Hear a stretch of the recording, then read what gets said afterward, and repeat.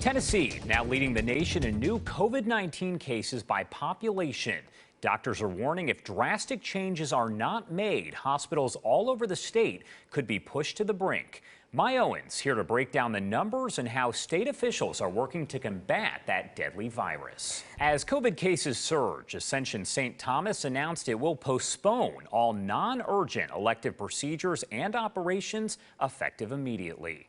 The move comes as more patients are now being hospitalized. The hospital system says it will reallocate staff to help the growing number of severely ill COVID patients.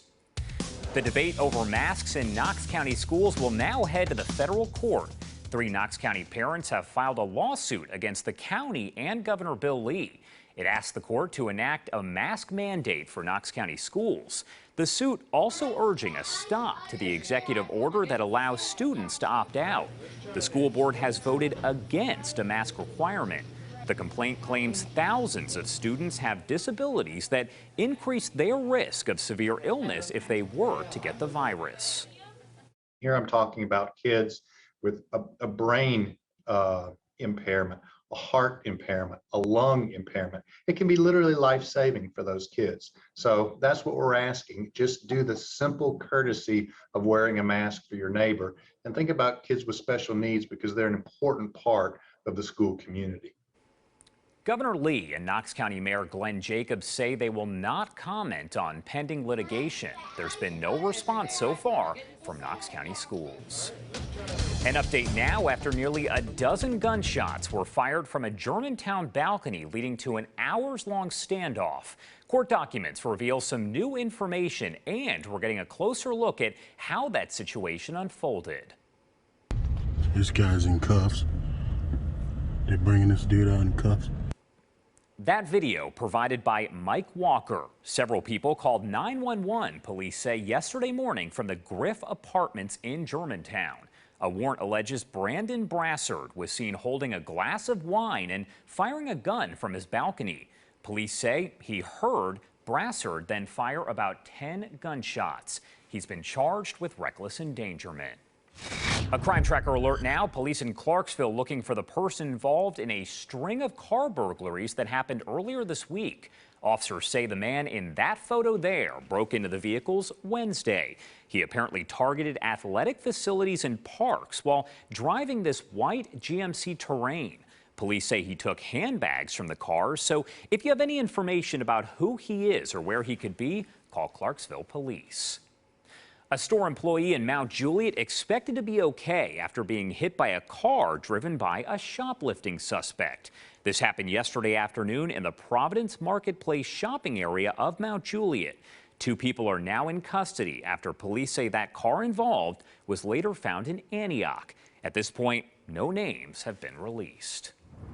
School security in metro schools being criticized after 2 students under the age of 8 brought guns to school just over the last month. The most recent case involved a 2nd grader who brought a loaded gun. The weapon spotted by a teacher. Captain Jason Proctor says in the 3 weeks that school has been back, 3 guns have already been found. He suggests parents lock up their weapons. Some school board members say more needs to be done to protect students. It should be alarming, but unfortunately it's starting to be a little bit more common than we'd want it to be. Because elementary schools and also middle schools do not have SROs. So we have got to find a way and figure out how we're going to protect our schools, because kids are getting younger and younger and younger bringing weapons to school. School board member Fran Bush says she has requested to discuss having more security in metro schools at the next board meeting. That is set for September 14th. Time now 6:09 on your Saturday morning. President Biden taking a tour of the damage from Hurricane Ida in Louisiana. We'll tell you about federal efforts to get power restored in the areas that are impacted by the storm. Breaking overnight, a man critically wounded in a shooting in North Nashville has died from his injuries. Alex Cordetti at the WKRN.com alert desk with the update. All right, Alex, thanks. A man from Old Hickory has been charged after a deadly crash that happened in Hermitage. This guy, 20-year-old Ethan Harris, faces a charge of vehicular homicide by intoxication. Metro Police say Harris drove off the right side of Chute Lane near Lebanon Pike yesterday. When he went back onto the road, officers say he hit a median, went airborne, and landed on another car. That 60-year-old driver, James Gable, was killed. Detectives say Harris was intoxicated at the time of the crash. An investigation underway here after a state trooper shot a man who crashed head-on into a Cumberland County deputy's cruiser. The TBI does report troopers tried to stop the man on I-40 yesterday afternoon. He was wanted out of Kentucky. Investigators say the man got off the interstate, entered a field, then went back onto the road and slammed right into that deputy's cruiser. A trooper fired, striking that suspect, who was taken to a hospital along with the injured deputy. No word on that deputy's condition. Happening now, multiple agencies are searching for a possible drowning victim over in Smyrna. This is at the Jefferson Springs boat ramp on Sharp Springs Road. First responders called out around 7:30 last night. A witness reported seeing a man and his daughter fall from a jet ski. Kayakers pulled the girl to safety, but they say the man went under and never came back up.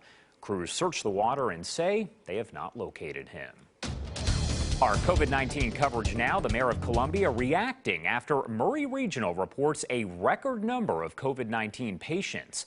My Owens here to break down the latest numbers for us.